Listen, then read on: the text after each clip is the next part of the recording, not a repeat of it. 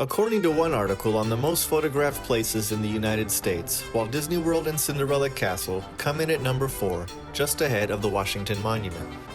With over 20 million visitors in 2015, it's not surprising that it came ahead of both the Hollywood sign and the Las Vegas Strip.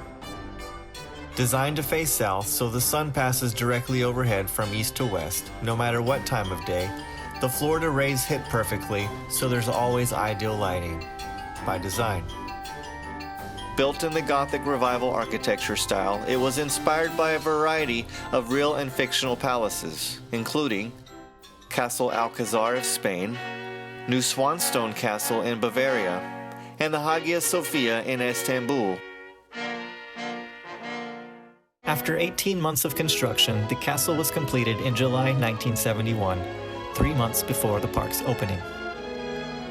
Built 100 feet taller than its older, smaller sister, Sleeping Beauty Castle in Disneyland, it measures from its base 1 story below the park's utilidors, 189 feet tall, just 1 foot below what would be required by the FAA to wear a blinking red light for passing airplanes.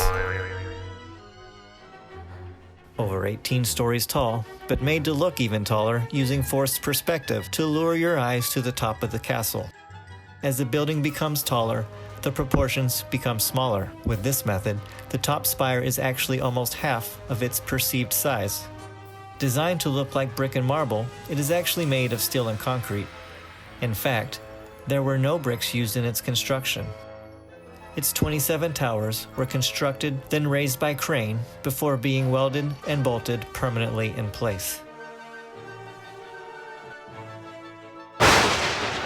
There is a popular legend that the castle can be disassembled and moved in case of a hurricane, but this myth is not true.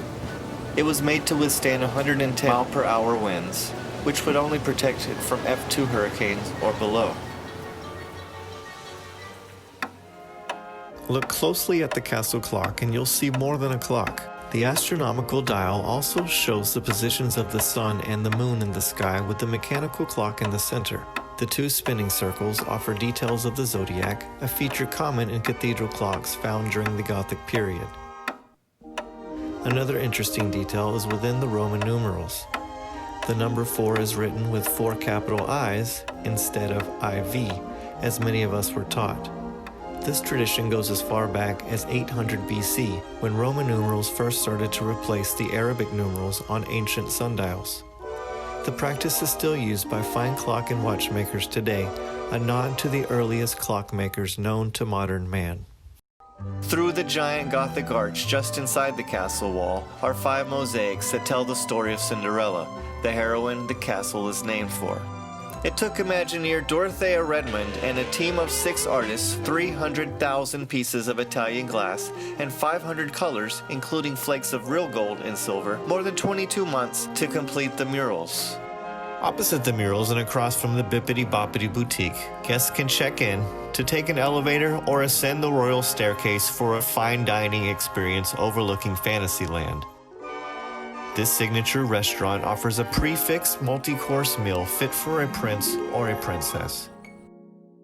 Your feast begins with assorted cured meats and cheeses, then choose salmon, chicken, or beef tenderloins, and finish it off with your choice of dessert. Champagne flights also available for an additional charge. Reservations fill up 6 months in advance for the chance to pay $60 to $70 a person, depending on the time of year, to eat and mingle with the Disney princesses. On opening day, the restaurant was strangely named King Stephan's Banquet Hall after Sleeping Beauty's father, King Stephan.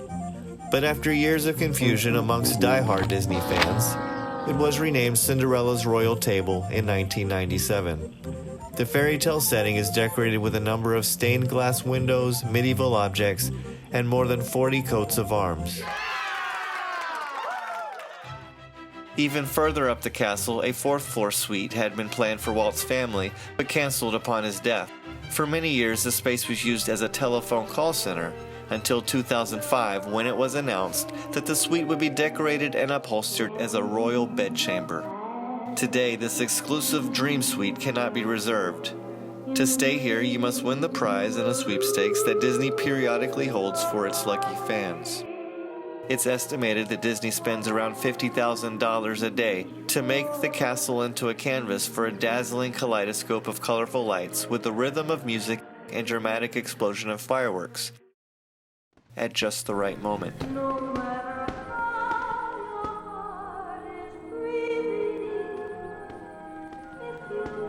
For many, a fitting end to an exhausting but magical experience that can be found here year-round.